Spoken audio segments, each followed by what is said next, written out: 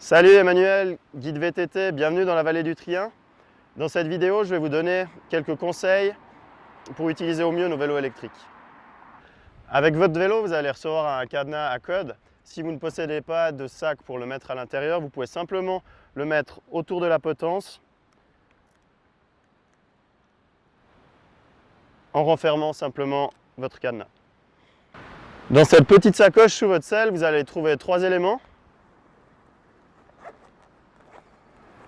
Tout d'abord, une chambre à air qui va vous permettre de changer en cas de crevaison.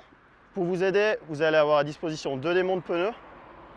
Et puis également un troisième outil qui peut éventuellement vous être utile, c'est cette clé qui vous permettra d'enlever la batterie, par exemple pour la recharger dans un de nos points de recharge ou dans un restaurant. Selon votre taille, il est important d'ajuster la hauteur de votre selle. Pour ceci, utilisez simplement le levier ici que vous pouvez ouvrir et ajuster votre selle selon votre taille.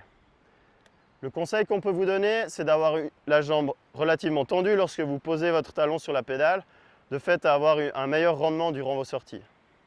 Très bien, sur ces vélos, vous disposez de 4 modes d'assistance différents, le mode Eco Plus, le mode Eco, le mode STD ou automatique, ainsi que le mode High.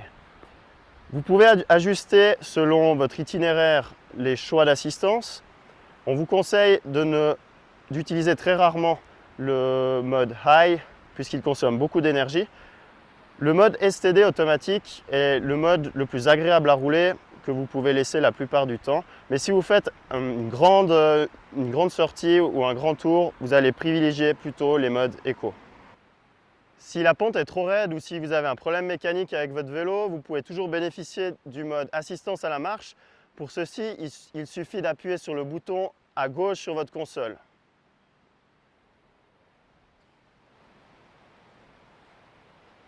Sur ce vélo électrique, vous avez aussi 10 vitesses, donc n'hésitez pas à les utiliser.